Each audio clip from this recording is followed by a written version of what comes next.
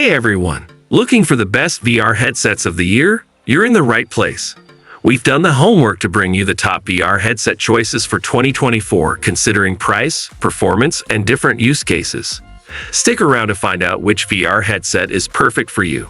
Check out the description box below for links to the best deals on these products. Our list isn't ranked, so make sure to watch until the end. If you enjoy this video, don't forget to like, comment, and subscribe for more tech reviews and updates. Let's dive in and get started. Number 1.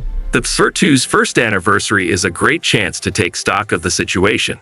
While the Apple Vision Pro is sucking up all the oxygen in the room right now, there's still a lot to admire about Sony's gaming-focused virtual reality device.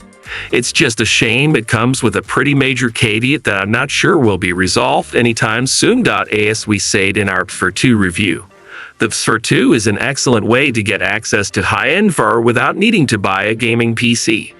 Behind its simple setup lies a very impressive virtual reality system, and that verdict still rings very true to this day. The Vive 2 is a seriously slick piece of tech. Its OLED display delivers an impressive per-eye resolution of 2000x2040, making in-game visuals look sharp and crisp. I also cannot speak highly enough of its laser-sharp tracking. The 4 built-in cameras observe my movements without a hitch, and the whole system is a massive upgrade from the odd PSVR's light-based tracking, which I found to be pretty unreliable. PSVR 2 also has a few extra bells and whistles, including haptic feedback on both the controllers and headset.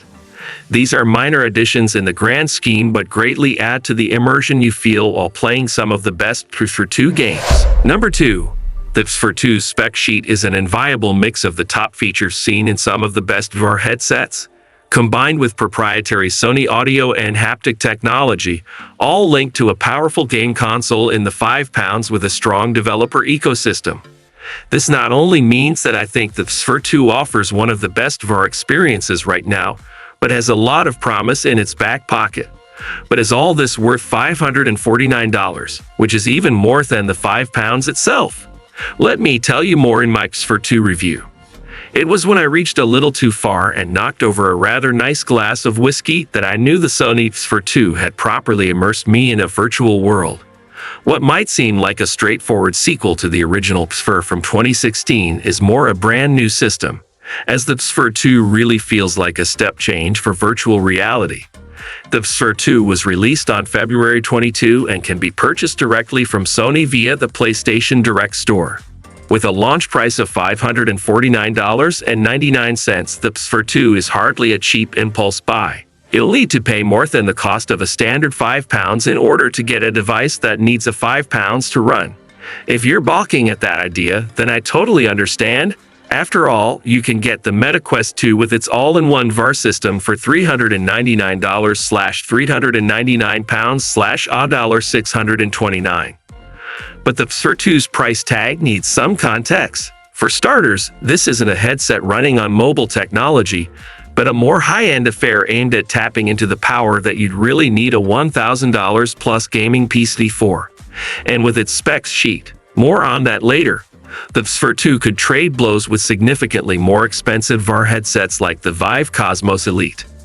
I'm not going to say the Vive 2 is good value per se, but for a total cost of some $1,050, you're getting a high-end VR setup on a rather advanced games console. Number 3. The Reverb G2 is a very comfortable headset with fantastic audio and fantastic display clarity. The field of view is narrower than we'd like, but not a deal breaker. The real tragedy is tracking. Microsoft's Windows Mixed Reality tracking was the actual heel of the original Reverb, and it's sadly still the fatal flaw here. It's the only reason we can't recommend this headset, unless you want just in-hand with no motion controllers. The wait is over. HP has finally begun shipping the Reverb G2 Windows Mixed Reality headset after making us wait half a year for it. The company first teased the second-generation Reverb headset in late May and started taking pre-orders for the device over the summer.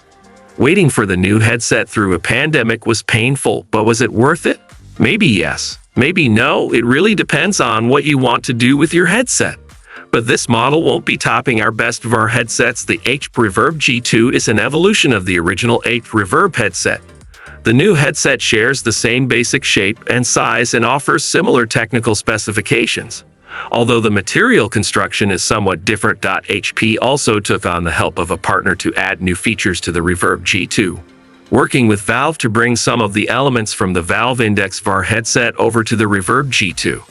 The new Reverb isn't compatible with Valve's Lighthouse sensors, but it has many features from Valve's Index. Number 4. The Valve Index headset offers excellent visuals, best-in-class tracking, and top-quality build, and its Index controllers are unquestionably the best solution for interacting with virtual worlds. Valve is finally stepping out of the shadows to claim its place in the VR hardware market, and it's aiming straight at the high end.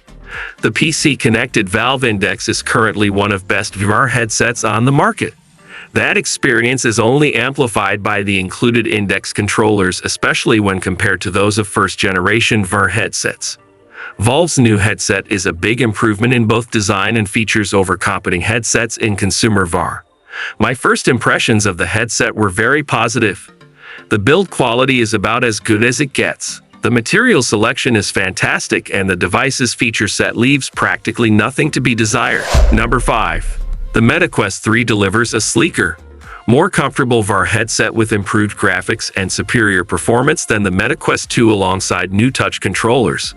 Plus, with a regular update cadence, Meta is addressing a lot of our problems in real time, such as the previously lacking mixed reality experience. The Meta Quest 3 is a clear choice for the best VR headset that we've ever tested. That's the first, and most important, takeaway from our time testing it in the long term. The headset is much slimmer thanks to the use of pancake optics, which makes it noticeably more comfortable to wear. These pancake optics also give Quest 3 a better display resolution than any Quest headset that has come before it. It still can't match PC VR graphics, but it's getting close. It's certainly not the display's fault. And the upgrades don't stop there.